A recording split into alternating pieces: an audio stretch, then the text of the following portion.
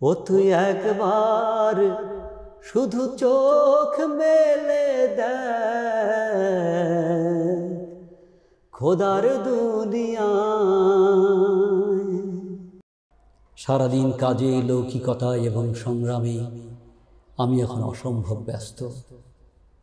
আমাকে তুমি ক্ষমা করবে প্রিয়তমা। এই যে আমাদের একটি মাত্র সন্তান, কতদিন দেখতে পাইনি তার মুখ। ও কি এখন বাবা বলে বাতাসে ছুড়ে দেয় মৃদু সম্বোধন? ও খুবই গুরুত্বপূর্ণ প্রশ্ন করেছ, খুব চমৎকার এটি বিষয়টি। আসলে আমি যখন গান লিখি তখন আমি বুঝি এটি গান, এটি কবিতা নয়। আর যখন কবিতা লিখি তখন বুঝি যে এটাকে গান করা যেতে পারে, তবে এটাকে অনেক ভাঙচুর করতে হবে। আমার মা ওদের সেদিন খুব আহত হয়েছিল, আর হয়তো আমার মা দোয়া করেছিল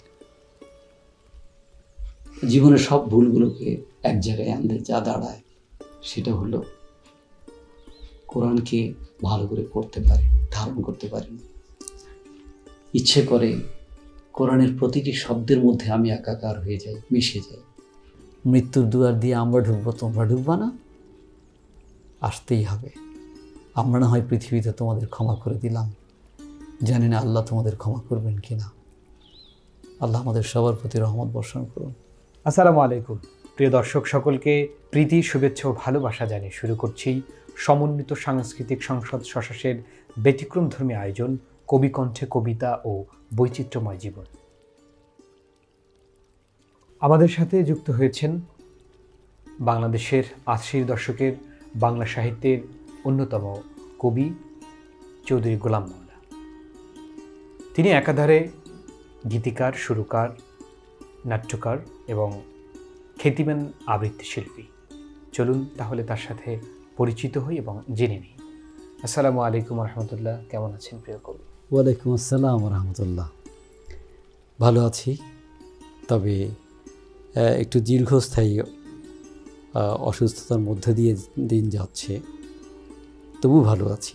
আমরা একেবারে আপনার সম্পর্কে জানব এবং আমার দর্শকও অনেক উদ্গ্রীব আপনাকে জানার জন্য। আপনাকে জানে আপনার গানের মাধ্যমে, সুরের মাধ্যমে, নাটকের মাধ্যমে, আপনার আবৃত্তির মাধ্যমে। সরাসরি আপনাকে এভাবে পেয়ে তারা আনন্দিত। আমরা শৈশবে চলে যাই। শৈশবের বেড়ে ওঠা কোথায়? আমার জন্ম নোয়াখালীর সদর উপজেলা, তৎকালীন সময়ের অবশ্য, এটা এখন বর্তমানে কবিরহাট থানা নামে পরিচিত। আর আমার পিতা ছিলেন একজন স্কুল শিক্ষক এবং পরবর্তীতে ব্যাংকার। আপনার জন্ম তো হয়েছিল 1959 সালে। 59 সালের 2 এপ্রিল, যেটাকে আমি 2 এপ্রিল আমার জন্ম। কখনো কি মনে হয়েছে যে আপনি কবি হবেন শৈশবে, বা এরকম লিখবেন, এমনটা হয়েছিল কিনা? একটা কবি মন আমার ছিল, কোনো সন্দেহ নেই। কারণ ধান ক্ষেতের ডগায়, ধানের শীষের ডগায় যে শিশির বিন্দু, যে সূর্যোদয়, যে গ্রাম, যে নদী, যে গোধূলি, রাখালের গরুর পালের পেছনে ছুটে যাওয়া, কিংবা উদাস দুপুরের বাঁশি, খাঁ দুপুরে আমের বাগানে তোমার পাকা আম ঝরে পড়া, সকালে ভোরবেলা আমাদের বাড়ির দরজায় বড়ই গাছ থেকে অসংখ্য পাকা বড়ই ঝরে পড়ে থাকতো, সেগুলো কুড়োতে যাওয়া। এই যে মাছ দেখে স্কুল থেকে ফেরার পথে নেমে পড়া মাছ ধরার জন্যে, কাদা টাদা মেখে সারা গায়ে দেখা গেল কিছু মাছ নিয়ে বাড়িতে ফিরেছি, মা বাবার বকুনিও খেতে হয়েছে। এই সব কিছু তো আসলে কবির মতোই জীবনযাপন। আমার ভিতরে একটা কবি সুলভ সত্তা তখন আমি হয়তো আবিষ্কার করতে পারিনি, কিন্তু মনে হতো মহান স্রষ্টার সাথে, তার নিবিড় সৃষ্টির সাথে আমি যেন একাকার হয়ে যেতাম। সে একাকার হয়ে যাওয়াই হয়তো কবিতা, সে একাকার হয়ে যাওয়াই হয়তো সুন্দর। শহুরে জীবনের দিকে কখন আসলেন? 66 সালে খুব বড় রকমের একটা ঝড় হয়েছিল নোয়াখালী বা উপকূলীয় ওই অঞ্চলে। তো প্রলয়ঙ্করী এই ঝড়ে আমার আব্বার দোকান ধ্বংস হয়ে যায়। ফলে তিনি খুব হতাশ হয়ে পড়েন, তার অনেক অর্থ সম্পদ নষ্ট হয়ে যায়। এরপর তিনি শিক্ষকতা পেশা কিংবা এই বুক স্টল এগুলো আর গুছাতে চেষ্টা করলেন না। উনি চলে গেলেন ব্যাংকিং পেশায়, চাকরিতে। তার কর্মক্ষেত্র ছিল তখন রংপুরের মহিমাগঞ্জ এলাকায়। হয়ে গেলাম। আপনি তখন কোন ক্লাসে পড়ছেন? তখন আমি ক্লাস 2-তে উঠেছি। আমি যখন ক্লাস 5-এ উঠব 1970 সাল, তখনই আমাদের আব্বার চাকরি ট্রান্সফার হয়ে গেল। আমরা চলে গেলাম বগুড়া শহরে। বগুড়া জেলা স্কুলে আমি যখন ক্লাস 6-এ ভর্তি হলাম 1971 সাল, শুরু হয়ে গেল যুদ্ধের দামামা। যুদ্ধ যখন হচ্ছে তখন আপনার বয়স কত? ওই তো 12 প্লাস এরকম হবে। আমি সেই অর্থে একজন মিনি মুক্তিযোদ্ধাও বলতে পারো। আমার বড় 2 ভাই ছিল যমজ, তারা পড়তেন ক্লাস 8-এ, আমি পড়তাম 6-এ। এই যে ভাষা শেখাটা কখন হলো? আমার আব্বা আবার ওই যে বললাম তোমার শিল্প সত্তা ছিল তার মধ্যে, তিনি আমাদেরকে শুদ্ধ ভাষা চর্চা করতে শিখিয়েছেন।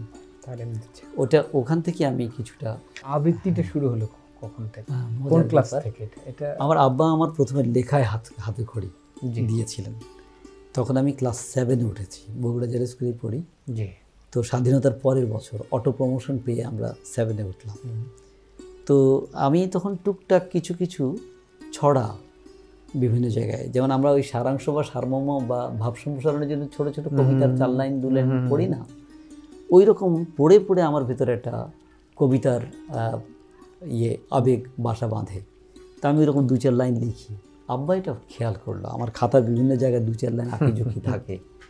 আব্বা করলেন কি, যে কিছু পাতাকে ভাঁজ করে একটা ছোট খাতা বানিয়ে দিয়ে বললেন, এটা তোমার ছড়া কবিতা লেখার খাতা। ওখানে একটা কবিতা ছিল 21শে ফেব্রুয়ারির শহীদদের নিয়ে। সেই কবিতাটি আমি বগুড়া জেলা স্কুলে 21শে ফেব্রুয়ারি অনুষ্ঠানে পাঠ করি। দর্শক, ঠিক মুক্তিযুদ্ধের পরেই একজন শৈশব কবি চেতনাবোধ যখন তার ভিতরে জাগ্রত হলো, সেই শিশুটিই কিন্তু কবি চৌধুরী গোলাম মাওলা। সেই সময়ে শৈশবের যে কবিতাটি তিনি লিখেছিলেন, সেটি ঘটনাক্রমে হারিয়ে গেছেন। সেই কবিতার মূল সারাংশ থেকেই তিনি পরবর্তীতে আবার কবিতা লিখছেন। চলুন তাহলে সেই কবিতাটি কবির কণ্ঠে উপভোগ করি। কবিতা যেহেতু অনুভূতি সঞ্জাত বিষয়, ফলে কবিতার একই ধ্বনি, একই অনুভূতি নানাভাবে সঞ্চারিত হয়। সেই দিক থেকে আমি 21-এর 2টি কবিতা পড়ছি ছোট ছোট। একটি কবিতা হচ্ছে উষ্ণ বরণ লাল। সেই যে কবি পাঠশালাতে পড়েছিলাম কয়ে কলা ক্ষয়ে খাও নয় পালের নাও। নায়ের পালে বাতাস ধরে নায়রি যায় দূরে, বাংলা আমার প্রাণের পাখি গান গেয়ে যায় সুরে। সুরের রাখাল বটের ছায়ায় হাতে মোহন বাঁশি, দৃষ্টি হারায় পাথার কুলে মনটি তার উদাসী। উদাসে দুপুর খাঁ খাঁ করে কাঁদে কেন মন, বিধুর ব্যথায় নীরব যেন ধূসর হিজল বন। বনের ছায়া দীর্ঘ করি সন্ধ্যা ডাকে আয়, ঘরের কোণে ঠাঁই দাঁড়িয়ে প্রহর গুণে মায়। মা বলতেই মহাকার মা, হৃদয় উঠে দুলে, সুখের পুলক দেহের শিরায় রক্ত কুসুম ফুলে। ফুলের শোভা লাল চেলিয়ার কৃষ্ণচূড়ার ডাল, বরকতরি রক্ত যেন উষ্ণ বরণ লাল। অত্যন্ত চমৎকারভাবে উপভোগ করছিলাম, হারিয়ে গেছিলাম বাংলা ভাষার ভিতরে। অত্যন্ত চমৎকার লিখেছেন। আপনার বিশ্ববিদ্যালয়ের আঙিনায় কোথায় পড়াশোনা হলো আপনার? চট্টগ্রাম বিশ্ববিদ্যালয়ে আমি ইংরেজি বিভাগে লেখাপড়া করেছি। এখানে একটি প্রশ্ন, তা হচ্ছে আপনি শৈশবের ঠিক 7ম শ্রেণীতে উঠলেন যখন, তখন ভিতরে আপনার কবিবোধের একটা উন্মেষ ঘটে এবং আবৃত্তিরও ঘটে। এই গান গাওয়াটার বিষয়ে যদি একটু বলেন। যে গান গাওয়াটা এমনি স্বতঃস্ফূর্তভাবে আমি প্রচুর গান শুনতাম। জি, আমাদের ঘরে রুচিশীল গানের চর্চা ছিল। চর্চা বলতে গাওয়া নয়, শোনা। আর আমার ভেতরে যে একটা শিল্পী লুকিয়ে ছিল, সেটা আমি আবিষ্কার করতে পারি তখন যখন আমি সেই সব গানগুলোকে খুব দ্রুত রপ্ত করে ফেলতে পারতাম। অবশ্য কলেজ আঙিনাতে যখন আমি মাইজ দিতে পড়ি, তখন আমার জীবনে একটা পরিবর্তন আসে। সেটা হলো যে আমি তখন বাম ধারার আন্দোলনের সাথে সম্পৃক্ত হয়ে পড়ি। এবং আমি রবীন্দ্রসঙ্গীত করি, কবিতা লিখি এবং সেই মফস্বল শহরের বিভিন্ন প্রকাশনায় আমার কবিতাগুলো যাচ্ছে। একদিকে কবিতা চর্চা, কবিতা আবৃত্তি করা, গান গাওয়া, আবার চলে গেলেন ইংরেজি সাহিত্য। হ্যাঁ, আমি এখানে এটা বলা যায় এটা আমার জন্য হয়তো এই সিদ্ধান্তটি আমার জীবনে ভালো হয়নি। এখন কিছুটা অনুতাপ বোধ করি। সেটা হচ্ছে আমি যখন দুটো বিভাগেই আমি পরীক্ষা দিয়েছিলাম, বাংলা এবং ইংরেজিতে। তো বাংলা বিভাগে আমি, এটা কত সালের দিকে? এটা 1979 সালের প্রথম দিকেই। ভাইবা বোর্ডের একটা কাহিনী আমার ছোট্ট করে বলতে ইচ্ছে করছে। জি জি নিশ্চয়ই। একটা প্রশ্ন ছিল, আজ বাংলা কত সালের কোন মাসের কত তারিখ? তো এটার উত্তর কি হতে পারে? এটার উত্তর হতে পারে বাংলা ধরো 1400 বা 1300 সালের অমুক অগ্রহায়ণ মাস, তারপর ধরো এত তারিখ। এটাই তো উত্তর। তা আমিও একটু জেনেই উত্তরটা সংগ্রহ করেছি। আমার এক বন্ধুকে বললাম যে বাংলা সমিতির ক্যালেন্ডারের থেকে দেখে আসো তো আজকের কয় তারিখ। আমি একটু হল থেকে বেরিয়েছিলাম একটু কাজে, তো জেনে এটা অনেকটা বলা যায় যে আমি এক ধরনের নকল করে ফেললাম, জিনিসটা জেনে নিলাম তথ্যটা, কিন্তু পরিবেশনাটা আমি আমার মতো করেছি। আমি লিখলাম যে এত সালের আবর্তে অগ্রহায়ণের নবান্নের উৎসবের দিনে আজ 17 তারিখে সূর্যোদয় ঘটেছে। এরকম একটা বাক্য, কাব্যিকভাবে লিখছে। হ্যাঁ, বাক্য বানিয়ে দিয়েছি। এইটাই ভাইবা বোর্ডে আমার খাতা খুলে এটা আমাকে বলা হলো যে তুমি এটা কী লিখেছো, এই প্রশ্নটার উত্তরে তুমি কী লিখেছো। তা আমি তো বুঝতে পেরেছি যে ওনারা কী মানে কোন দিকে দৃষ্টি আকর্ষণ করছেন। আমি বললাম যে কেন ম্যাডাম, আমার উত্তরে কি উত্তর নেই? না, তা তো আছে, কিন্তু এটা তুমি এইভাবে লিখলে কেন? এতে এত সাল অমুক মাস অমুক তারিখ বলে দিলেই পারতে। মানে পড়তে এসেছি তো সাহিত্য, আপনারা আমার শিক্ষক শিক্ষিকা, আপনারা তো জানেন সাহিত্য পড়তে হলে সাহিত্যের কিছুটা রসবোধ থাকতে হয়। তখনই ম্যাডাম বললেন যে গোলাম মাওলা, তুমি বাংলায় পড়বে তো বাবা, তুমি কিন্তু বাংলায় পড়ো। তো ম্যাডামের রিকোয়েস্ট আমি শেষ পর্যন্ত রাখতে পারিনি। আমি আবার ইংরেজির কিছুটা মোহ আছে, ইংরেজি শিক্ষিতের আমাদের দেশে আবার একটু কদর বেশি, নানান কিছু নিয়ে অভিভাবকের ইচ্ছারও ব্যাপার থাকে। বললাম যে ম্যাডাম, আমার অভিভাবকের সাথে আলোচনা করে আমি ঠিক করব কোথায় পড়ব। যাই হোক, পরে ইংরেজি সাহিত্যে লেখাপড়া করলাম এবং যখন আমি চট্টগ্রাম বিশ্ববিদ্যালয়ে পড়ি তখন আমার ভিতরে একটা অদ্ভুত ধরনের পরিবর্তন এসেছে। আমি যে এই নোয়াখালী কলেজের 2 বছর বা তার কিছু আগ থেকে আমি যে বাম ধারার সাথে সম্পৃক্ত হয়েছি এবং খানিকটা নাস্তিক্যবাদী একটা ফ্যাশন আমাকে পেয়ে বসেছিল, অর্থাৎ ঈশ্বর, ভগবান, খোদা, আল্লাহ কেউ নেই, এই পৃথিবী, এই মহাবিশ্ব আপনার থেকেই সৃষ্ট, এই ধরনের চিন্তাগুলো, কার্ল মার্ক্সের থিওরি বই পুস্তক, বিগ ব্যাং চেপে বসেছে, হ্যাঁ, এগুলো পড়ছি। এগুলো থেকে এক ধরনের ধ্যান ধারণা তৈরি হচ্ছে আমার ভেতরে, কিন্তু সেই ধারণা যে এত অচিরেই আমার ভেতর থেকে লুপ্ত হয়ে যাবে সেটাও আমি বিস্ময়ের সাথে অবলোকন করেছি। যখন আমি ইউনিভার্সিটিতে ভর্তি হলাম, ফার্স্ট ইয়ারের ছাত্র, তখন আমার এই বড় বড় চুল, প্রচুর ধূমপান করি এবং এর মধ্যে একটা চিন্তাশীলতা আমার ভেতরে দিন রাত আমাকে কুরে কুরে খাচ্ছে। সেটি হলো যে সত্যি কি এই পৃথিবীর কোনো পরিণতি নেই? সত্যি কি মানব জাতির বা এই বিশ্ব সৃষ্টির কোনো পরিণতি নেই? এইভাবেই সৃষ্টি হয়েছিল, এইভাবেই চলছে, তা বা কী করে সম্ভব? মানুষের জীবন অসম হতে পারে না। একজন অপরাধী এখানে কোনো শাস্তি না পেয়ে মরে গেলে সে কোথায় যায়? একজন ভালো মানুষ সে সারা জীবন আত্মত্যাগ করে কিংবা নিগৃহীত হয়ে বঞ্চিত হয়ে মরে গেলে সে কি পায়? এর কোথাও না কোথাও একটা সমতা বিধান হওয়া জরুরি। তখন আমার কাছে মনে হচ্ছে যে এর উত্তর আমার কাছে দাস ক্যাপিটাল থেকে আসবে না, এর উত্তর লেনিন, মার্কস, মাও সেতুং কেউ দিতে পারবে না। এই চিন্তা বোধটা কি আপনার আপনা আপনি হচ্ছিল? হ্যাঁ, বাহ, এটা আপনা আপনি হচ্ছিল এবং কিছুটা লেখাপড়ার কারণেও হচ্ছে। তখন আমার কাছে মনে হচ্ছে যে না, বিশ্বাসের একটা কোথাও খুব জরুরি প্রয়োজন আছে। কি বিশ্বাস করব? তাহলে কি পুরস্কারের জন্য জান্নাত, দোজক মানে বেহেশত, আর শাস্তির জন্য দোজক? হ্যাঁ, হতে পারে, কিন্তু এই হিসাব রাখবে কে? আচ্ছা, মানুষ সত্য কথা বললে তার কি সাহস বৃদ্ধি পায়, কিংবা তার কি আত্মা ভরে ওঠে? আমার খুব মনে পড়ছে, সম্ভবত আহমদ সাফার একটা বইতে পড়েছিলাম, তার একটি লাইন আমার খুব মনে পড়ছে, বিখ্যাত, হুবহু টেক্সটটা মনে নেই। কথাটা এরকম যে সততার সাথে যখন সাহসিকতা যুক্ত হয় তখন মানুষের আত্মা এবং মন পরিপূর্ণ হয়ে ওঠে।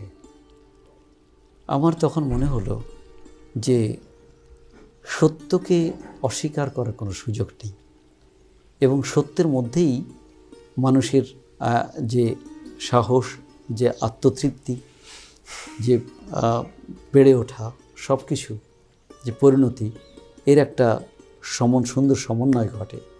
এর বাইরে যা কিছু অসুন্দর, যা কিছু অভিশাপ, যা কিছু মিথ্যাচার, সব কিছু মিলিয়ে মানুষ আসলে কোনোদিনই আত্মতৃপ্তি অনুভব করতে পারে না। এটা একটা আত্মপ্রবঞ্চনার মতো, মানুষ নিজেকে ঠকায়। তখন আমার ভেতরে এই পরিবর্তনগুলো হচ্ছে। ঠিক ওই সময়ই চট্টগ্রাম বিশ্ববিদ্যালয়ের কয়েকজন তরুণ ছাত্রের সাথে আমার মানে কাছাকাছি অবস্থানের কারণে পরিচয় হয়। আমি বিশ্ববিদ্যালয়ের কাছেই একটা জায়গায় লজিং থাকতাম। লজিং বোঝো তো? জি জি জি। হ্যাঁ, লজিং থাকতাম। তো সেই অবস্থায় তারা আমার কাছে আসলো। আমার টেবিলে একটা কবিতার খাতা ছিল, কবিতার একটি শিরোনাম লেখা ছিল কবি সুকান্তের হাত ধরে আরেকবার। এটা ছিল কবিতার শিরোনাম। তো তখন আমার ওই নতুন পরিচিত বন্ধু বলছে যে কিছু মনে করেন না, আপনি তো মার্ক্সবাদী কবি, এই যে আপনার কবিতা, এটা পড়তে পারি? আমরা হ্যাঁ পড়েন। পড়ে টড়ে বললো যে আপনি তো মার্ক্সিজমে বিশ্বাস করেন, এই মার্ক্সবাদে বা সমাজতন্ত্রের মাধ্যমে মানুষের মুক্তি আসবে? আমি স্পষ্ট উত্তর দিলাম না। তখন 1980 সাল। উনি আমার না শুনে একটু নড়ে চড়ে বসলো। আমিও বালিশে হেলান দিয়ে বসে শুয়ে শুয়ে সিগারেট খাচ্ছিলাম। তো সিগারেট শেষ করে আমি উঠে বসেছি। তখন সে আমাকে বললো যে আপনি মার্ক্সিজমে বিশ্বাস করেন না? আমি বললাম যে সে বিশ্বাসে চিড় ধরছে। বলেন কি, কেন? আমি বললাম যে মার্ক্সিজম পৃথিবীতে সফল হবে না। মানুষকে মানুষের বিশ্বাস থেকে কখনো আলাদা করা যায় না। মানুষ যদি তার ভাগ্যকে ধরতে পারত, মানুষ যদি তার ভবিষ্যৎকে জানতে পারত, মানুষের মৃত্যুর পরের রহস্য যদি মানুষ জানতে পারত, তাহলে হয়তো আমিও অবিশ্বাসী হিসেবেই বলতাম যে মৃত্যুর পরে এই ঘটবে, এই ঘটবে, আমি এখান থেকে এসেছি, ওখানে যাব, সব আমার জানা।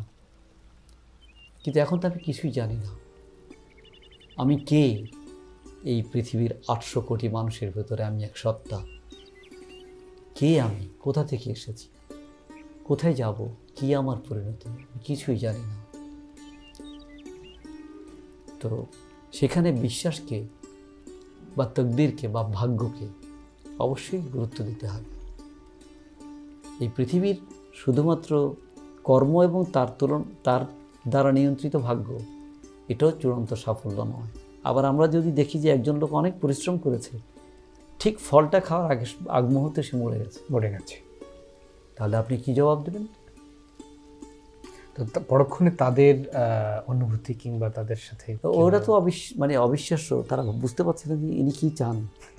একটা ভীষণ রকমের দোদুল্যমান অবস্থানে দ্বন্দ্বে ভুগছেন, অবস্থান করছেন। তখন আমি বললাম যে, তখন উনি আমাকে বললো যে তা আপনি বিশ্বাসের কথা কি জানেন? আমাদের বিশ্বাস তো আমি করি না। বিশ্বাসের কথা জানতে হলে, বুঝতে হলে আমাকে তো পড়তে হবে। আমাকে কোরআন দিতে পারবেন? বাহ, সরাসরি কোরআন চাইলে? হ্যাঁ, বললাম যে আর কোনো গ্রন্থ না, কোরআন দিতে পারবেন, যেখানে সমস্ত অর্থ এবং ব্যাখ্যা থাকবে। ভালো, যাই হোক, আমার হাতে কোরআনের অনুবাদ পৌঁছে গেল। আমি পড়তে শুরু করলাম। তখন আমি নামাজ কালাম পড়ি না। আমার বন্ধুরা, ওই যে যাদের সাথে নতুন পরিচয় হলো, তাদের সাথে কিছুটা সময় কাটছে। আমি গান শুনতে পছন্দ করি, তারা আমার সাথে আমার আশেপাশে এসে গান শুনতে চায়।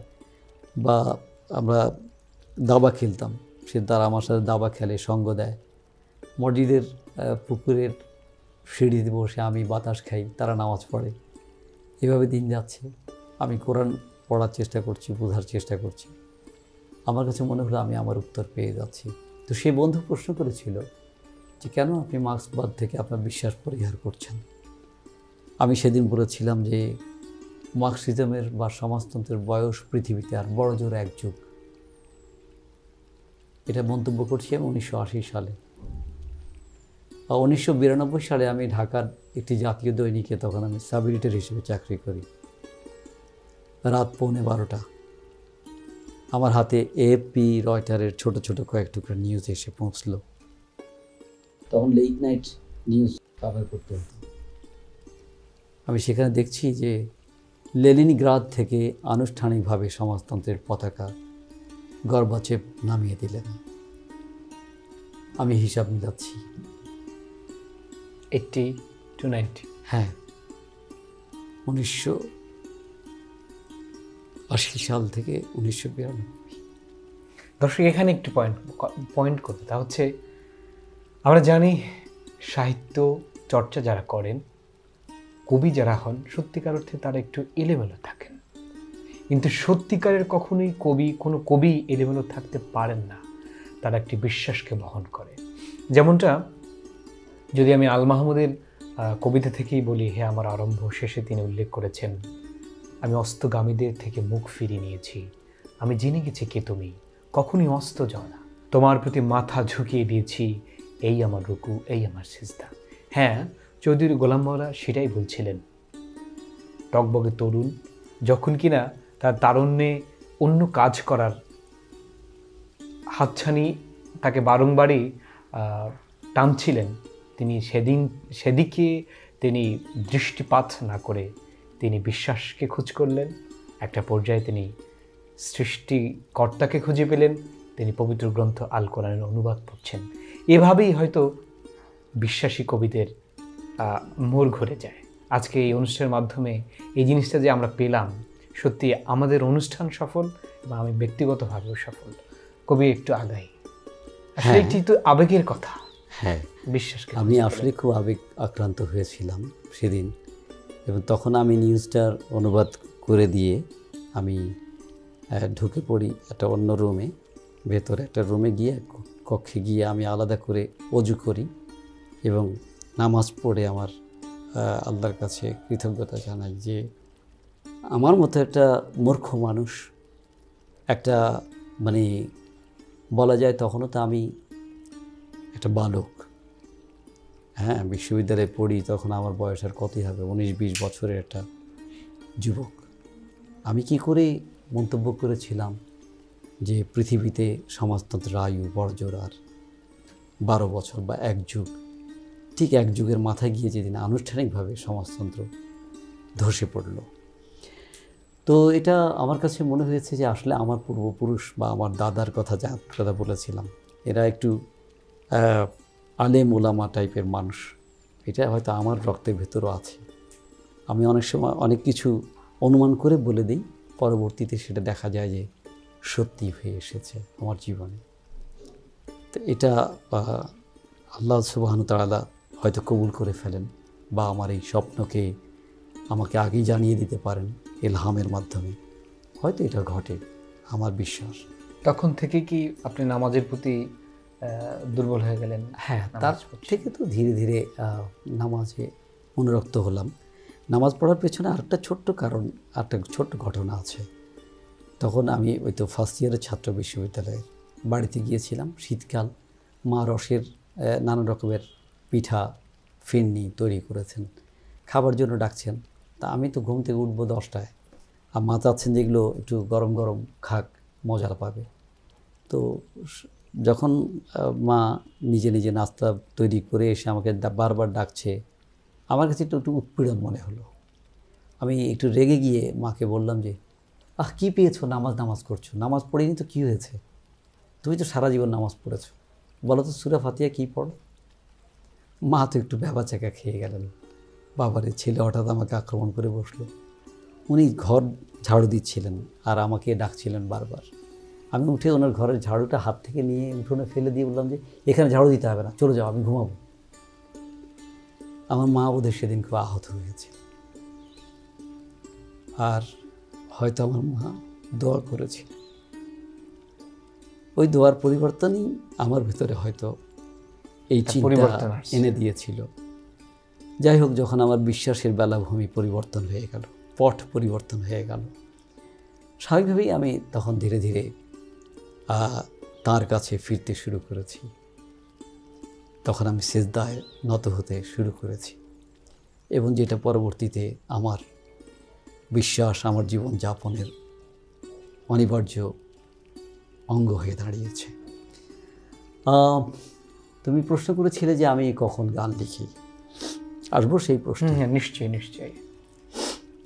যখন আমি বিশ্ববিদ্যালয়ে আমার বিশ্বাসের চর খুঁজে পেয়েছি, সেই ডাঙায় আমি যখন তরি ভিড়ালাম, সেখানে ভিন্ন সুর, ভিন্ন ভঙ্গি, বিশ্বাসের আলোকে সেখানে নতুন কথা, নতুন সুর, নতুন শব্দ আমাকে নানা দিক থেকে পেয়ে বসেছে।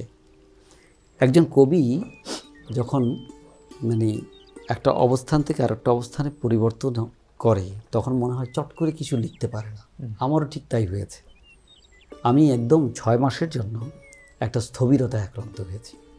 না কোনো কবিতা, হ্যাঁ, না কোনো কবিতা, না কোনো গান, না কোনো সৃষ্টি, কিছুই আমি করছি না। আমি শুধু বসে আছি, অপেক্ষা করছি যেন হে আমার প্রভু আমাকে শব্দ দাও, আমাকে লিখতে দাও, জানতে দাও, বুঝতে দাও। এই ধরনের একটা অপেক্ষার মধ্যে যেন আমি আছি। সিগারেট ততদিনে ঠোঁট থেকে ঝরে পড়ে গেছে। এক রোজার মাস, রোজার মাসে আমাকে যে বন্ধু সবসময় সঙ্গ দিতেন, আমার সাথে নামাজ পড়তেন বা আমাকে মসজিদে নিয়ে যেতেন, তিনি বলছেন যে চৌধুরী, এইভাবে এই ইফতারের আগে, ইফতারের পরে, সেহরির আগে, সেহরির পরে সিগারেট খেয়ে মজা আছে, মুখে গন্ধ হচ্ছে, আবার ব্রাশ করতে হচ্ছে, সময় নিচ্ছেন, তার চেয়ে আমরা ইবাদতমুখী হই, চলেন। তো তখনও আমার সিগারেটের প্যাকেটের মধ্যে বেশ কটা সিগারেটের শলা আছে। আমি বললাম যে ঠিক আছে, তবে তাই হোক। এইভাবে সিগারেটের প্যাকেটটাকে আমি খামচে ধরেছি, তো ধরে সামনে একটা ছোট পুকুর ছিল, পুকুরে ফেলে দিয়ে বললাম, this is the last packet of my life. বাস, সেই থেকে আর সিগারেট তো খাইনি, আর অন্য কোনো নেশা, অন্য কোনো কিছু প্রশ্নই আসে না। তো আল্লাহর শুকরিয়া আদায় করি যে আমি এটা পরিশুদ্ধ, সত্যকে ভালোবাসার মতো, সত্যকে লালন করার মতো এবং সাহসী মানুষদের কাতারে এসে দাঁড়াবার মতো একটা অবস্থান পেয়ে গেছি। যে কথাটি বলছিলাম যে আহমদ সফর, সেই কথা আমার ভিতরে একটি আত্মমর্যাদা, আত্মসম্মান, সাহস হ্যাঁ যুক্ত হয়েছে। আমার আত্মা যেন পরিশীলিত হয়ে উঠছে, এতদিনের প্রবঞ্চিত আত্মার মধ্যে যেন শক্তি ধারণ করছি, এরকম একটা বিশ্বাস বোধ তৈরি হয়েছে। এবং তখন ধীরে ধীরে লেখার আবার নতুন করে সূচনা হচ্ছে। ঠিক ওই সময়ে আমি যাদেরকে পেয়েছিলাম, আমার সমসাময়িক যুবক তরুণ যারা আমার সাথে আছেন, বিশ্বাসের একই বিশ্বাস ভঙ্গিতে, একই রাজনীতিতে, একই চিন্তা চেতনা, তো তাদের কিছু জিনিস আমার যদিও অপছন্দ হতো, তখনও মানে পরিশীলিত কবি, পরিশীলিত আবৃত্তিকার, গীতিকার, সুরকার বা শিল্পী পাওয়া খুব কঠিন হয়ে গেল। আমি তাদের কাছে পরোক্ষে একজন ওস্তাদ হয়ে দাঁড়িয়েছি। অর্থাৎ আমাকে তখন বলা হলো যে আপনি শুদ্ধ কথা কীভাবে বলতে হয় আমাদের শেখান। যেহেতু এই জিনিসগুলো আপনার ভিতরে, আমার ভেতরে তখন এগুলো তো পুরো মাত্রায় আছে। বলছে যে আপনি আবৃত্তি শেখান, আপনি আমাদেরকে গান লেখেন, গান দেন, গান সুর করেন। তা আমি তো খুব অবাক হচ্ছি যে এগুলো কি আমার দ্বারা সম্ভব হবে? কবিতা না হয় আমি লিখতে পারি, কিন্তু গান, গীতি কবিতা তো আমি কখনো চিন্তা করিনি। আর গীতি কবিতা যে আমি লিখি সেটা সুর করবে সুরকার, আমি তো কোনো সুরকার না। আমার ভেতরে সঙ্গীত আছে, সঙ্গীত বোধ আছে, কিন্তু সুর করা তো চারটিখানি কথা নয়, এটা তো অনেক শাস্ত্রসম্মত জ্ঞান থাকতে হবে। তো শাস্ত্রীয় নির্ভরতা তো আমার নেই। তবু কেমন কেমন করে যেন 2-4টা গান লেখা হয়ে গেল সেই সময়ের আবেদনে, প্রয়োজনে। এবং এগুলোতে প্রয়োজন হয়ে পড়লো রাতারাতি সুর করারও। আমি প্রথম যে গানটি লিখেছিলাম একটি লোকঢঙের একটি হামদ। ও তুই একবার শুধু চোখ মেলে দেখ খোদার দুনিয়ায়, দেখতে পাবি খোদায় আছেন হাজার উপমায়, হাজার উপমায়। শুনছিলাম কবি চৌধুরী গোলাম মাওলাকে, তিনি তার প্রথম লেখা গান এবং সুর করা সেটি শুনছিলাম। কবি এখন বার্ধক্যে অসুস্থ, যার কারণে স্বাস্থ্য তার সাথে, তার কণ্ঠের সাথে যাচ্ছে না। যে এভাবে আপনার গান লেখা এবং সুর করা শুরু। তো প্রথম যে গানটি সামনে আসে দর্শকের কাছে সেটি ছিল চাই একটি ইসলামী বসুন্ধরা, আর চাই কিছু সৎ নাগরিক, তবে তো নিশ্চয়ই শান্তি খুঁজে পাই, ও আমরা একই সাথে আল্লাহরই জয়গান গাই। বাহ, এটি ছিল আমার প্রথম গান এবং আমারই সুর করা। তো এইভাবেই লিখতে লিখতে 2-4টি গান এবং কবিতা শুরু হয়। হ্যাঁ, এবং দেখছি যে গানগুলো মানুষরা শুনছে, এগুলো নিচ্ছে, জনপ্রিয় হয়ে উঠছে। সেখান থেকে ধীরে ধীরে গান লেখা শুরু। এবং এখন তো গানের বই বেরোবার অপেক্ষায়।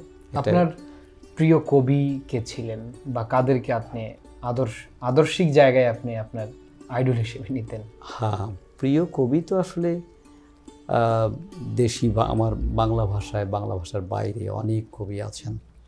জীবনানন্দ দাশ, তারপরে কাজী নজরুল ইসলাম তো আছেন। রবীন্দ্রনাথকে আমি অনেক বড় কবি মনে করি। আমাদের পরবর্তী সময়ে আমাদের হাসান আলিম বেশ ভালো লেখেন, মতিউর রহমান মল্লিক, আসাদ বিন হাফিজ। এখন তরুণ কবিদের লেখা পড়ার সুযোগ হয় কি?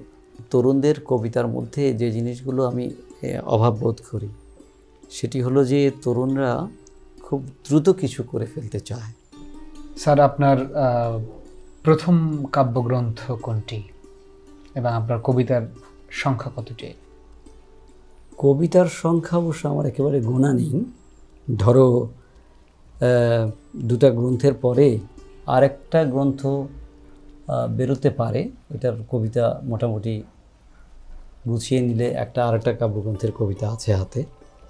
এটা দেখতে পাচ্ছ, বুক পেতেছি জলপ্রপাতে। এটা আমার প্রথম কবিতার বই, 1995 সালে প্রকাশিত। বুক পেতেছি জলপ্রপাতে। তবে এই কবিতার নামটি পছন্দ করে দিয়েছেন কবি আল মাহমুদ। মানে আপনার কবিতার সংখ্যা কতটি আমরা সেটা জানতে চাচ্ছি। যে কবিতার সংখ্যা তো আমার বের হয়েছে গোনা নেই, তবে ধরো 300-350 কবিতা আছে। এবং গানের সংখ্যা কত? গানের সংখ্যা ধরো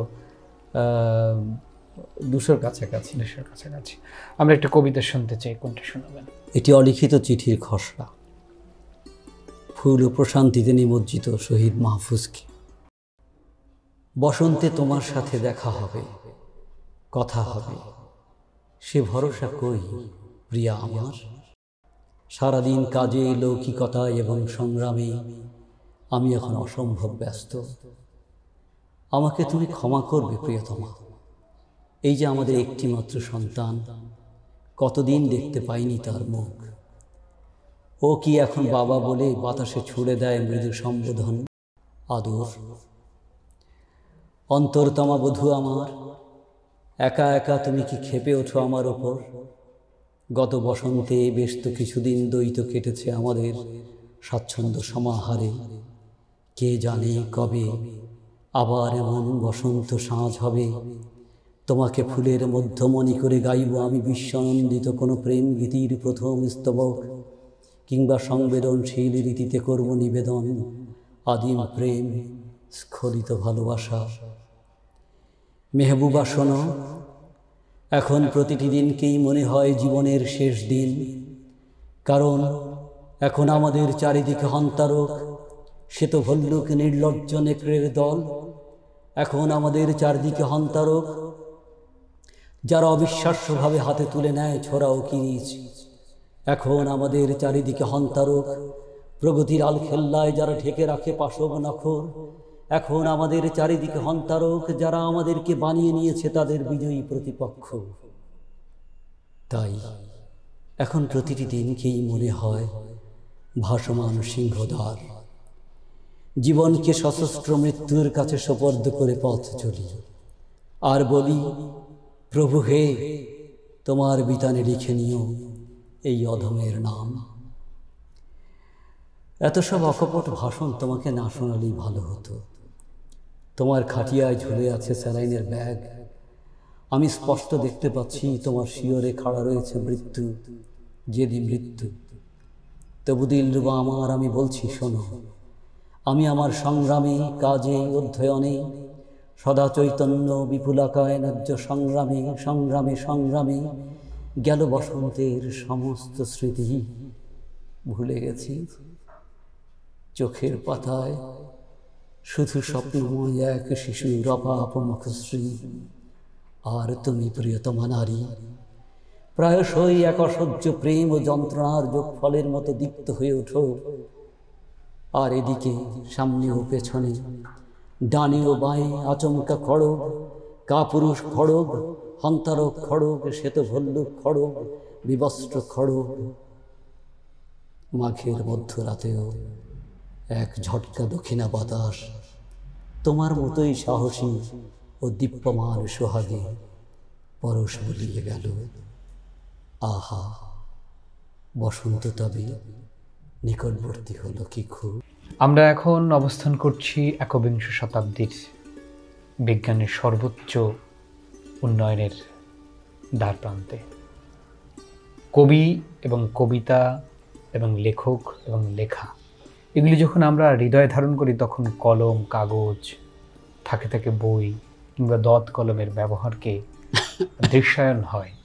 এই যে এখন তো কম্পিউটার, মোবাইল বা ইলেকট্রনিক্স ডিভাইস ব্যবহার করতে অভ্যস্ত সারা দুনিয়ার মানুষ। ষাটোর্ধ্ব একজন কবি এখনো কি কবিতা তার পাণ্ডুলিপিতে লিখেন, না এই ডিজিটাল বা আধুনিক? তোমার প্রশ্ন বুঝতে পেরেছি। আসলে কবিকে তো আধুনিক হতে হয়। আমি উভয় মাধ্যমেই লিখি। আমি অনেক সময় শুয়ে শুয়ে আমার মোবাইলের নোটসের মধ্যে ওই যে ভয়েস টু ওয়ার্ড, হ্যাঁ, আমি বলি সেটা লেখা হয়ে যায়, অটো টাইপ যেটা হয়, অটো টাইপ হয়ে যায়। তো মাঝে মধ্যে আমি এরকম করেও কবিতা লিখি। লিখতে আমি স্বাচ্ছন্দ্য বেশি বোধ করি, কারণ হচ্ছে শামসুর রহমান, কবি শামসুর রহমানের একটি লাইন আমাকে খুব মনে হয় আর কি, যে ওনার অভিজ্ঞতা আর আমার অভিজ্ঞতা, আমার মানে খুব উপলব্ধি করি তাকে।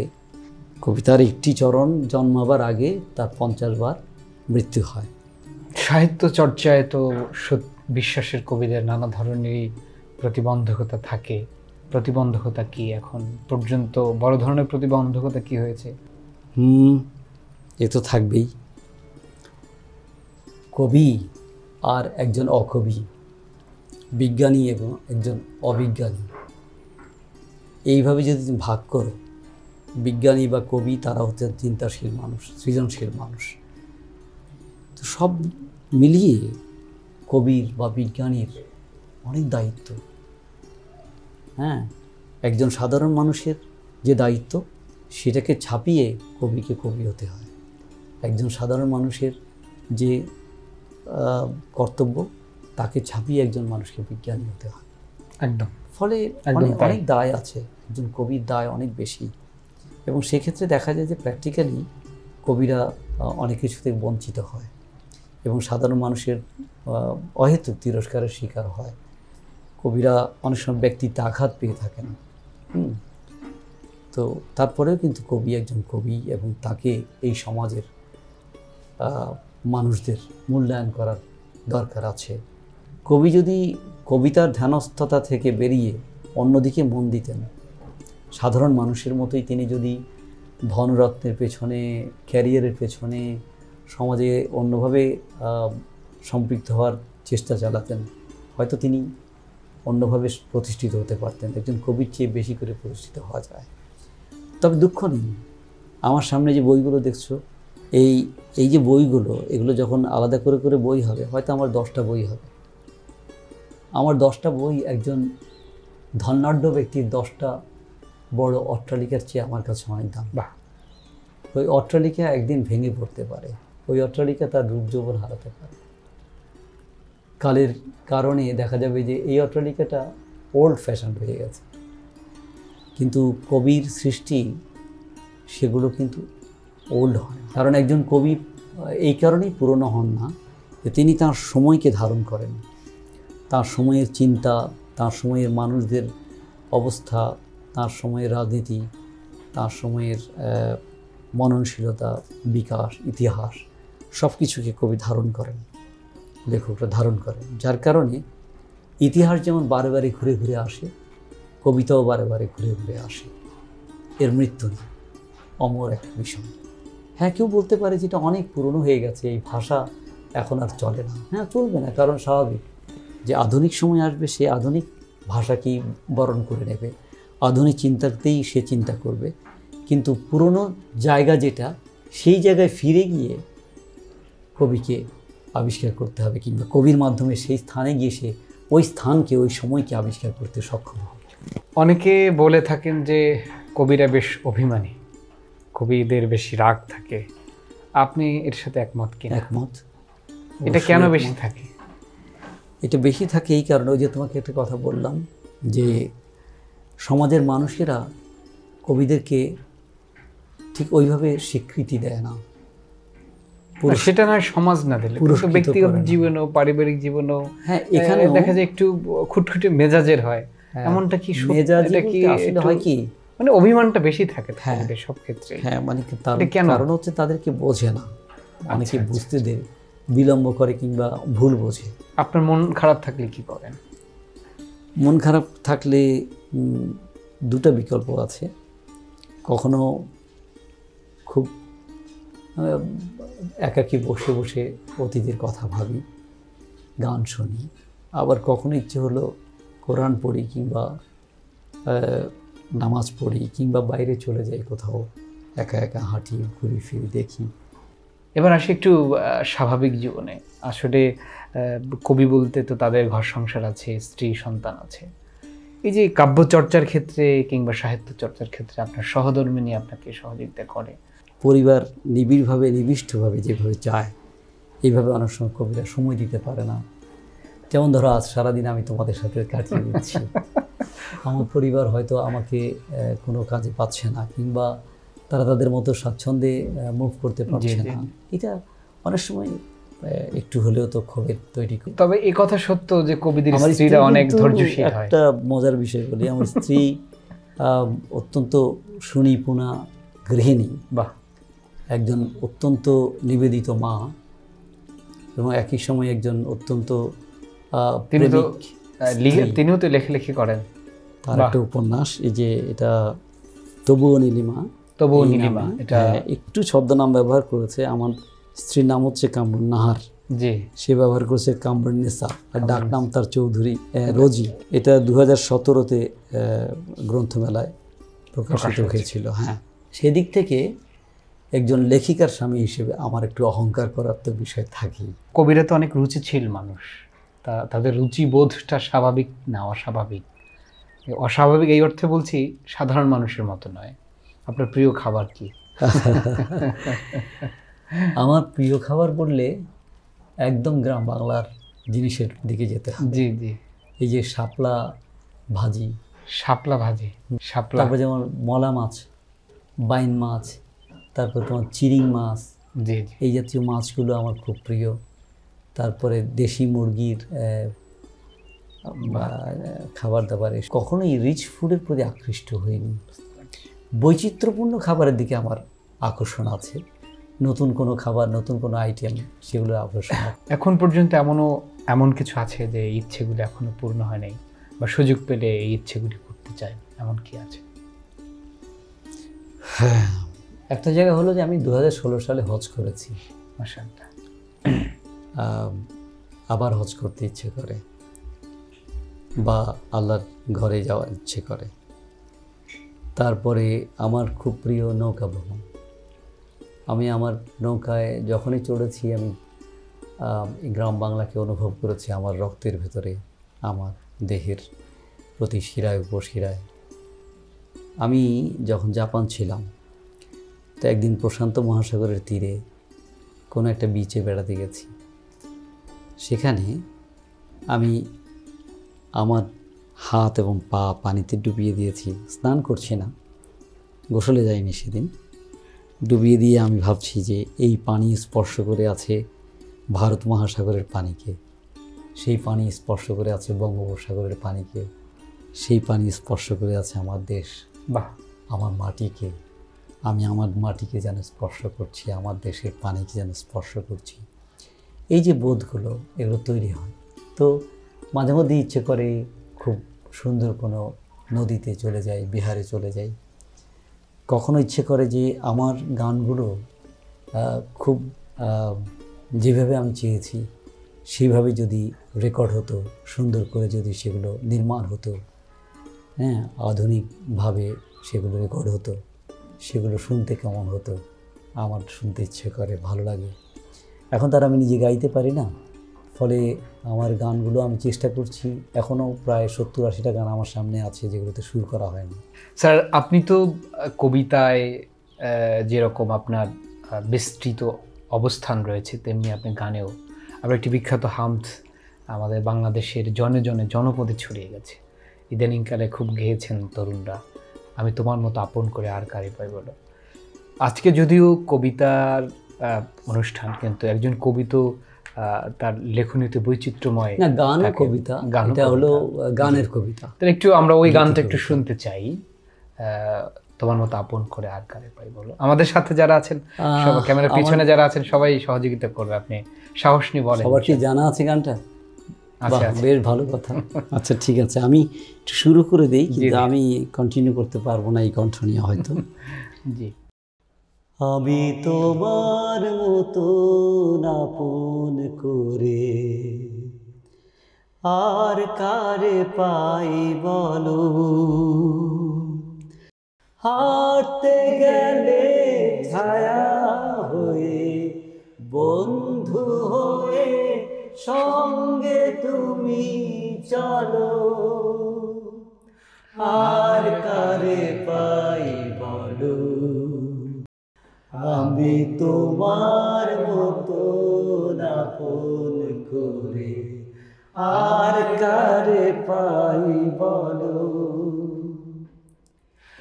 একটুখানি রোদের কষ্টে দাও মেলে দাও ছায়া, কাঙালে প্রাণ ক্লান্ত যখন দাও ঢেলে দাও মায়া, এমন সবুজ আঁচল সুমিষ্ট জল ওঠে তুমি তোলো, হাঁটতে গেলে ছায়া হয়ে, বন্ধু হয়ে সঙ্গে তুমি চলো, আর কারে পাই বলো, আমি তোমার মতো আপন করে আর কারে পাই বলো। ঠিক আছে দর্শক, আমাদের কবি অনেক অনেক অসুস্থ, তারপরেও গানের সুর কবিতায় যখন মনোনিবেশ করেন, কবিরা কিন্তু তাদের তারুণ্য ফিরে পায়, তাদের শক্তি ফিরে পায়। কবির কথা বলতে কষ্ট হচ্ছে, তারপরেও তিনি আমাদের অনুরোধে তার বিখ্যাত হামটি শোনালেন। অসংখ্য ধন্যবাদ। আচ্ছা, আমরা আরেকটু বিষয়ে জানতে চাই, তা হচ্ছে কবিতা এবং গান। আপনার ভিতরে দুইটা সত্তাই আছে, আপনি গানও লিখেন, কবিতাও লিখেন। গান এবং কবিতার মধ্যে মৌলিক পার্থক্য? খুবই গুরুত্বপূর্ণ প্রশ্ন করেছো, খুব চমৎকার এটি বিষয়টি। আসলে আমি যখন গান লিখি তখন আমি বুঝি এটি গান, এটি কবিতা নয়। আর যখন কবিতা লিখি তখন বুঝি যে এটাকে গান করা যেতে পারে, তবে এটাকে অনেক ভাঙচুর করতে হবে। কেন? কবিতার ভাষা বা আমরা যেটাকে বলি কাব্য ভাষা, কাব্য ভাষার একটা মান আছে, এটার এলিভেটেড একটা অবস্থান আছে, এবং এর যে উপমা, উৎপ্রেক্ষা, চিন্তা, এটা কিন্তু গানের ভেতরে যদি আমি দেই তাহলে গান মরে যাবে, কোনো লোক এই বুঝবেই না যে এটা কী গান হচ্ছে। যেমন তোমাদের এখানে আমি একটা কবিতা পড়েছি, ওই যে শহীদ মাহফুজকে নিবেদিত, বসন্তে তোমার সাথে দেখা হবে, কথা হবে, সে ভরসা কই। এই গানটি আমাদের বন্ধু মরহুম আহসান হাবিব এবং আমাদের দুজনেরই খুব ইচ্ছে ছিল যে আমরা এটিকে সুর করব। তো পরবর্তী সময় আমরা সুর করার চেষ্টাও করেছিলাম একটু করে, কিন্তু এটা নিয়ে যে আরাধ্য একটা সময় দরকার হতো সেটা আমরা দিতে পারিনি নিরবচ্ছিন্নভাবে। কিন্তু এই রকম গানকে সুর দেয়া যায় না তাই না, দেয়া যায়, কিন্তু সেটি কবিতাকে আলাদা করে গানে সুর দিলে যে হয়। যেমন ধরো, আমি আমার একটা গদ্য কবিতাকে সুর করেছি, তুমি শুনলে খুব অবাক হবে যে আজ অকস্মাৎ তুমি ঘোমটা তুলেছ মাথায়। এটি একেবারেই আধুনিক একটি কবিতা, নেকাবের কাছে পরাভব মানি। কবিতার নাম হচ্ছে নেকাবের কাছে পরাভব মানি। মানে আমি এটাকে কীভাবে সুর করব? এটা তো গীতি কবিতা হলে যেটা হয় যে পয়ার বা 2 লাইনের ছন্দ, কবিতার অন্তমিল থাকে, গানের কবিতা, গান সাধারণত অন্তমিল বিশিষ্ট হয়। এর একটা ধারা আছে, মুখ, তারপর অস্থায়ী, তারপর একটা অন্তরা, একটা সঞ্চারী কিংবা আরেকটা অন্তরা, অথবা একটা অন্তরা, দ্বিতীয় অন্তরা, তৃতীয় অন্তরা, এইভাবে বিভিন্ন স্টাইলে গান লেখা হয়। এবং গানের যে অন্তরার যে শেষ ধ্বনিটি, সেটি গিয়ে ওই মুখের একটি ধ্বনির সাথে ছন্দবদ্ধ হয়। তারপরে সুরটাও কিন্তু সেইভাবেই করা, যে এই সুরটি গিয়ে ওই তরঙ্গকে স্পর্শ করবে। একদম তাই, স্পর্শ না করলে কিন্তু সুরটা মিলবে না, কিন্তু সেটা গানের প্রাণটা পাবে না। তো এই বিষয়গুলো লক্ষ্য করার কারণে আমরা গানের মধ্যে কি করি, সহজ কথা দিই, সহজ ছন্দ রাখি, এবং গানের পরিমিতি কিন্তু একটা বিষয়, যে আমাকে খুব পরিমিত শব্দ লিখতে হবে, কেননা গান তো বিস্তৃত, একটা ওয়ার্ডকে আমি অনেক লম্বা করে ফেলছি, টেনে টেনে গাইছি, তো গাওয়ার কারণে আমার শব্দগুলো প্রলম্বিত হচ্ছে। তাহলে আমি ছোট 10 লাইনের একটি গান গাইতে গেলে দেখা যায় যে 4 মিনিট চলে যাচ্ছে, কিন্তু 4 মিনিটে আমি এরকম 3 পৃষ্ঠার একটা কবিতা পড়ে শেষ করে ফেলতে পারবো। তার মানে কি কবিতার থেকে গান লেখাও কঠিন? না, আমি কঠিন আর সহজের বিষয়টা, মানে ওই যে ছন্দের যে, হ্যাঁ, কোনো গীতি কবিতা আছেন, কোনো গীতি কবি আছেন, তিনি কবিতা লিখতে পারেন না। তিনি মনে করেন যে কবিতার একটা নিজস্ব ঢং আছে, বিষয়বস্তু আছে, ভাবনা আছে, যেগুলো মৌলিক পার্থক্য। তাহলে কি অন্তমিল ছন্দ কিংবা তার সাথে যে অন্তমিলের একটা ব্যাপার? তাও না। যেমন ধরো, আমি অনেক কবিতা তোমাকে দেখাতে পারবো যেটাকে, হ্যাঁ এটা ঠিক যে তুমি যেটা বলছো যে ছন্দে লেখা থাকলে সেটিকে গান করা সহজ, কিন্তু গদ্য ছন্দে লেখা যদি, তাহলে এই সূত্র ধরেই বলে, যেহেতু বিষয়টা অনেক কঠিন, মানে একটু জটিল, কেউ বলেন যে আপনার হচ্ছে প্রত্যেকটা কবিতায় এক একটা গান, কিন্তু সব গান কবিতা না। আপনি এটাকে কীভাবে মূল্যায়ন করবেন? আমি তো উল্টোটা বলি, সব গানই কবিতা, কিন্তু সব কবিতা গান নয়।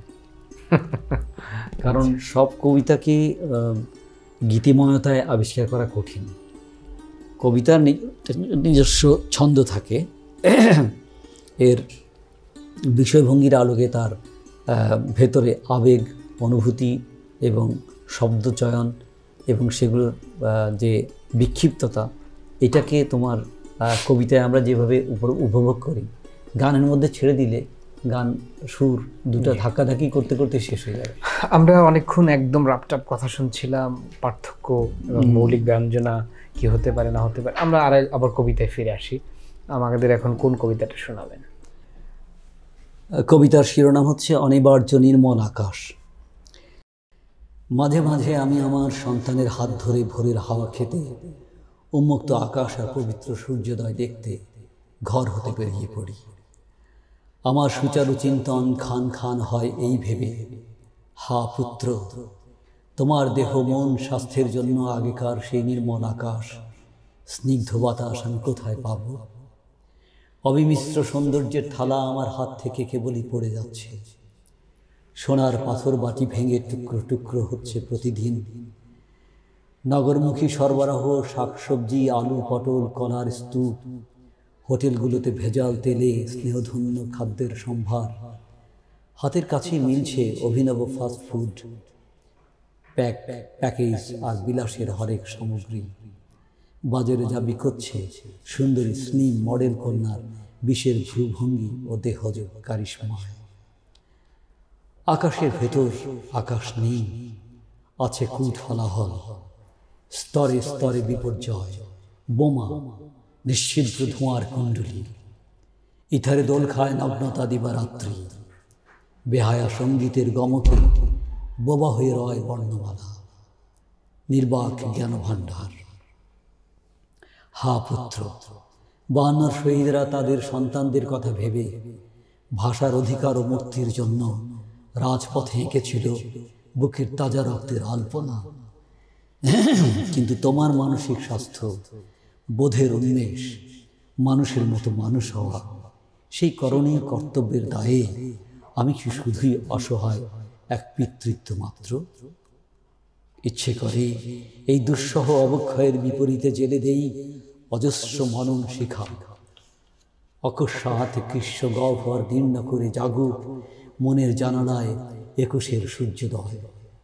সহস্র পাখির কলস্বর মুক্তির জয়গান, রুখে দিতে সব অনাচার। আকাশ থেকে, বাতাস থেকে, অশান্ত পৃথিবী থেকে এসো পুত্র, অনাগত সুন্দর ভবিষ্যতের জন্য দাঁড়াই। তুমি, সে, আমি, সকলে হই অজস্রবার। বরকত, সালাম, রফিক জব্বার। নিঃসন্দেহে আপনার কবিতায়, আপনার লেখনীতে সমাজ, দেশ এবং আন্তর্জাতিক এক চিন্তার প্রতিফলন দেখছি।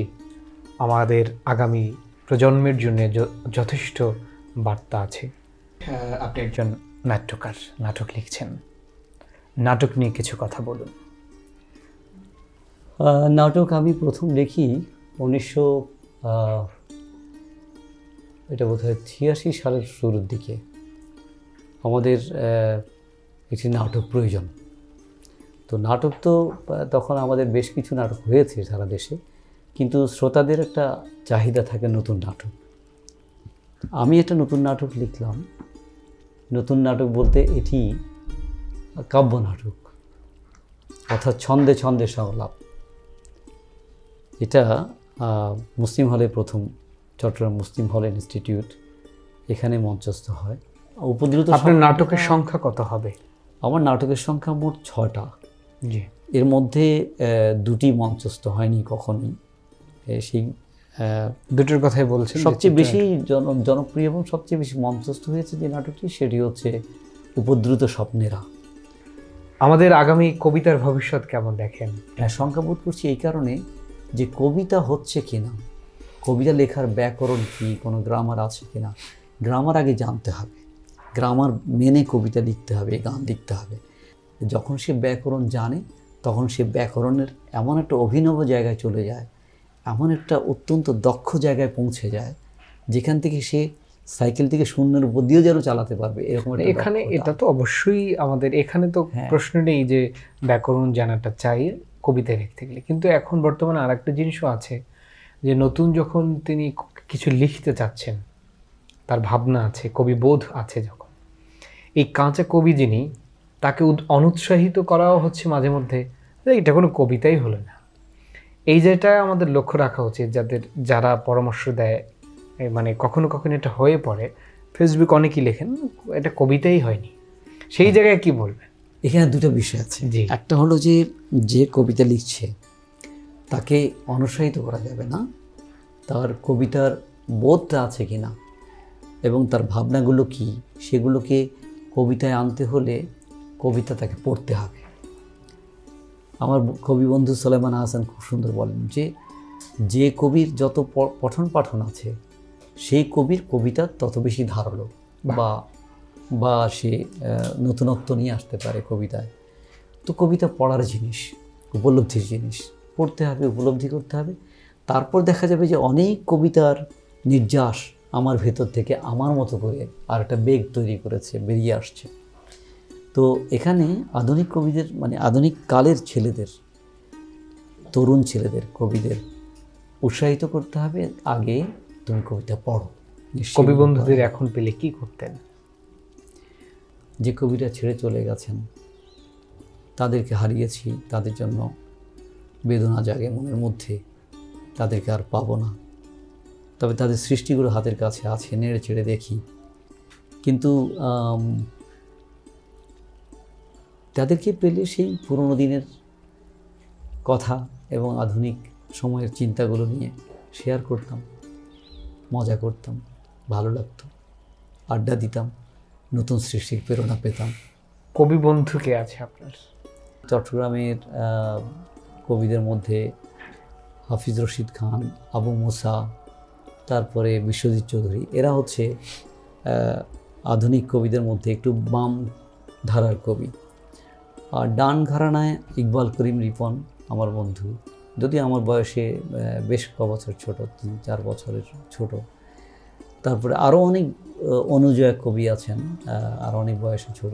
সৈয়দ আহমদ শামীম অত্যন্ত ভালো লেখেন। জি। তো আমি বলতে গেলে কিছুটা নিঃসঙ্গতায় আছি।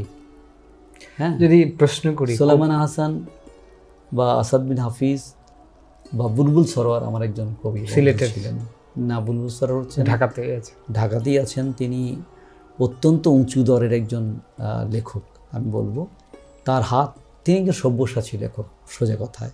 যে প্রশ্ন রাখে একেবারে একবার কি বলবেন, কবিতা কেন লিখে? সৃষ্টির একটা বেদনা আছে, প্রসব বেদনার মতো। গাছ, যে গাছ ফুল দেবে, সে যখন বড় হবে, তার শরীর যৌবন মত্ত হবে, তখন তাতে ফুল ধরবে।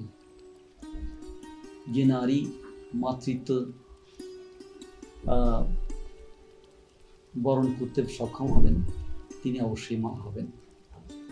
কবিদের যে ক্ষেত্রে কবি তার সৃষ্টিগুলোকে শব্দে, বাক্যে প্রকাশ করতে পারবেন, তিনি না লিখে কোথায় যাবেন? আপনার জীবনের সব থেকে বড় সাফল্য কি? কোনো সাফল্য নেই, সব ব্যর্থতা, সব ব্যর্থতা। আর সবচেয়ে বড় সাফল্য হচ্ছে তার কাছে ঠিক মতো পৌঁছতে পারা। মৃত্যুর পরে যেন তার কাছে এই সামান্য, কি বলবো, এই নগণ্য মানুষটি ভিখারির মতো দাঁড়াবে, তিনি যেন ক্ষমা করে দেন। ওখানেই সব। আর এই যে পাঠকের ক্ষেত্রে আরেকটা ব্যাপার আছে, পাঠকরা কখনো কখনো কবিকেই ধারণ করে, কবির নানামুখী জীবন আদর্শ গ্রহণ করে। এই কাব্য চর্চার ক্ষেত্রে দেখা যায় নানা ধরনের বৈচিত্র্য থাকে। যে ডান বাম বলে আমরা যে বিভক্তি করি, এই বিভক্তিটা শতভাগ সত্য এবং শতভাগ আমাদের কাছে স্পষ্ট যে একটা বিশ্বাসের জায়গা থেকে আমরা ডান বাম। তো পাঠক কবিতার সাহিত্য যে কোনো অংশই গ্রহণ করুন, তো বিশ্বাস থেকে ছুটে গিয়ে দেখা যায় কবির জিনিসটাই ধারণ করছেন। এই ধরনের অবিশ্বাসী পাঠক এবং অবিশ্বাসী লেখকদের লেখা পড়ে আমাদের দেশের যে এক ধরনের সমস্যা বা এক ধরনের অপসংস্কৃতি যাকে বলি আমরা চর্চা হচ্ছে, এর থেকে বের হওয়ার উপায় কি মনে করেন? বিশ্বাস তো মানুষ দুইভাবে পায়। একটা হলো আল্লাহ সুবহানাহু ওয়া তাআলা তাকে তার অন্তর্দৃষ্টি খুলে দেন, তাকে হেদায়েত দান করে। আর একটি হচ্ছে সে তার যে পারিবারিক যে বন্ধন, সেখানে সে সেই শিক্ষাগুলো গ্রহণ করে এবং লালিত হয়, ওইভাবে আস্তে আস্তে বিশ্বাসের জায়গাটা সে পেয়ে যায়। পাঠ করতে দুঃখ নেই, পাঠ সবাই কী করতে পারি আমরা, শ্লীল অশ্লীল যে কোনো সাহিত্যকেই আমরা পড়তে পারি, কিন্তু আমি ধারণ করব কোনটা, নেব কোনটা, সেটা আমার কাছে মুখ্য বিষয়। সৃষ্টির মানটা কি, তার কবিতার মানটা কি, কবিতাটা কি মানুষকে আনন্দ দেয়, সত্যের কথা বলে, বা কোনো দিক নির্দেশনা দেয়, আনন্দ সবচেয়ে বড় জিনিস, তার সাথে পাশাপাশি কোনো শিক্ষা দেয় এই জিনিসগুলো। আমার এক কবি বন্ধু চট্টগ্রামের সাংবাদিক কবি বিশ্বজিৎ চৌধুরী, সে একবার আমাকে খুব সুন্দর একটা কথা বলেছিল যে কবি আল মাহমুদ তাকে এই দেশে বলা হয় মৌলবাদী কবি। তা সে আমাকে বলছে, মৌলা দেখো আল মাহমুদকে এই যারা, সে একেবারে তার ভাষাতে যদি আমি চয়ন করি, সে বলছে এই সব শালার পুতেরা কবি হয়েছে, আল মাহমুদকে মঞ্চে দাঁড়িয়ে গালি দেয়, হ্যাঁ, আর ভাব দেখায় যে আল মাহমুদ অস্পৃশ্য, তার কাব্য পড়িও না, তার বই ধরিও না। কিন্তু আমি জানি যখন আল মাহমুদের কবিতার বই বাজারে আসে, সব শালা গোপনে একটা করে কবিতার বই কিনে ঘরের ভিতরে যেয়ে মশারির তলে পড়ে। কারণ আল মাহমুদকে না পড়লে বাংলায় কবিতাকে ধারণ করা অসম্ভব হয়ে পড়ে। আল মাহমুদকে না পড়লে তরুণ কবিরা কবিতা লিখতে ভুলে যাবে। সে এতই জোরালো কথা বলেছিল বিশ্বজিৎ চৌধুরী। আপনি তো অসুস্থ, আপনাকে এখন যদি আসলে তারুণ্য পান, কি করবেন? জীবনের সব ভুলগুলোকে এক জায়গায় আনতে যা দাঁড়ায় সেটা হলো কোরআনকে ভালো করে পড়তে পারে, ধারণ করতে পারেন। ইচ্ছে করে কোরআনের প্রতিটি শব্দের মধ্যে আমি একাকার হয়ে যাই, মিশে যাই। প্রতিটি শব্দকে আমি নতুন করে পান করি, আকণ্ঠ সুধা পান করি। আমার প্রিয় নবীর প্রতিটি হাদিস জীবনে যদি বাস্তবে প্রয়োগ করে পরিপূর্ণ পরিতৃপ্তি অর্জন করার সুযোগ পেতাম, আর কখনো হবে না, জানি হবে না। জীবনের শেষ ইচ্ছে কি? শেষ ইচ্ছে হলো ওয়াইজা মারিদতু ফাহুয়া ইয়াশফিন। আমি যখন অসুস্থ হই তিনি আমাকে সুস্থ করেন। আজ আমি অসুস্থ, আল্লাহ আমাকে সুস্থ করবেন। আবার সুস্থ হলে আবার গান গাইব, আবার কবিতা লিখব, আবার আবৃত্তি করব। তবে আরও একনিষ্ঠভাবে, আরও গভীরভাবে আমার বিশ্বাসকে সে আবৃত্তিতে, সেই সুরে, সেই গানে, সেই কবিতায় যেন সংযুক্ত করতে পারি, প্রথিত করতে পারি। এটা একেবারে আবেগঘন মুহূর্ত আমাদের মধ্যে বিরাজ করছে। দর্শক বুঝতে পারছেন, খুব অসুস্থ, ষাটোর্ধ একজন কবি, গীতিকার, সুরকার, নাট্যকার। কবি চৌধুরী গোলাম মাওলার সাথে কথা বলছিলাম, নানা দিক কথা বলছিলাম, সাফল্য, ব্যর্থতা। আপনার প্রার্থনামূলক তো অনেক কবিতা আছে, তার থেকে একটু শুনতে চাই, কোন কবিতা শোনাবেন? একটি কবিতার শিরোনাম একদিন সুখের মঞ্জিলে। এটি অবশ্য গান হয়েছে। এই যে বললাম কবিতার গান একসাথে যায় কখন, যখন ছন্দে মিল থাকে। এ আকাশ মেঘলা রবে না, এ আকাশ হবে রে সুনীল, এখানে বইবে সুবাতাস, আসবে রঙিন প্রভাত, সোনালি আলোতে ঝিলমিল। এখানে আসবে রে ফাগুন, ছন্দ গানের গুনগুন, প্রীতি আনন্দ হরস, নতুন খুশিতে খিলখিল। নতুন নতুন প্রাণী, নতুন ছন্দ আর গানে, নতুন আশা ভালোবাসা, নতুন জোয়ার স্রোতে ভাষা, নতুন দমকা হাওয়ার টানে, নবীন মাঝি বৈঠা হানে। যত ঝড় উঠুক সাগরে, সাহসে জাগবে দিগন্ত, সততার উদ্দীপনাতে মানুষ হবে রে এক মিল। ভিতুরা ঘুমিয়ে গেছে, মরার আগেই মরেছে, জীর্ণ জরাকে দাও আজ চিরতরে হঠিয়ে। নয়া মনন চেতন, ওড়াও নবীন কেতন, শাশ্বত আলোর ধারায় নিজেকে নাওরে রাঙিয়ে। তেজ দীপ্ত নবীন প্রাণ, বিশ্ব বিবেকের আহ্বান, ষড়যন্ত্রেরও আধার, রক্ত পিশাচ ছায়ানার, নিশ্চয়ই ঘটাবে পতন, বাঁচাতে শান্তি ও সম্মান। সত্যের এ নিবিড় আহ্বানে কাঁপিয়ে দাও এ ধরণী, একদিন সকলে পৌঁছে যাবে সুখের মঞ্জিল। অসাধারণ। এটা হচ্ছে আশা প্রত্যাশার কবিতা, যে একদিন সমস্ত মানুষই মহান স্রষ্টার কাছে পৌঁছবে বিশ্বাস নিয়ে, ইনশাআল্লাহ। আর এই বইয়ের সর্বশেষ কবিতা, এটি গান হয়েছে। এটি হচ্ছে সূরা ফাতিহার অর্থ অবলম্বনে। কবিতার শিরোনাম শুধুই তোমার জন্য। প্রশস্তি স্তবগান, প্রশংসা গুণগান সবই তো তোমারই প্রভু, তুমি পালনকারী সারা বিশ্বজাহানের। দয়ালু পরম অশেষ দাতা, মালিক তুমি শেষ বিচার জনের। করি গোলামি শুধুই তোমার, সাহায্য চাই কেবলই তোমার। যাদের তুমি করুণা ভরে দিয়েছ দিশা সরল পথের, চালাও সে পথে আল্লাহ মহান সারাটি জীবন আমাদের। তাদের পথে নয় গো মালিক, দিয়েছ যাদের অভিশাপ, তাদের পথেও নয় গো যারা ভ্রষ্ট ভ্রান্ত কুপথের। মাশাআল্লাহ, অনেক সুন্দর কবিতা। আর একটি এটা তোমরা হয়তো এই গানের সাথে পরিচিত হবে। আল্লাহকে যারা বেসেছে ভালো, দুঃখ কি আর তাদের থাকতে পারে। যারা লয়েছে মুখে কোরআনের বাণী, হতাশা কি আর তাদের থাকতে পারে। তো পৃথিবীতে আমাদের হারাবার কিছু নেই, আমরা এমনিতেই হারিয়েছি অনেক কিছু। আমাদেরকে সব জায়গাতেই আমাদেরকে বঞ্চিত করা হয়েছে, আমাদেরকে আমাদের আদর্শের পরিচয়ের কারণেই আমাদেরকে নিগৃহীত হতে হয়েছে, আলাদা করে দিয়েছে। আমরা অস্পৃশ্য হয়ে গিয়েছিলাম, কোথাও কোথাও মঞ্চ থেকে নেমে যেতে হয়েছে আমাদেরকে।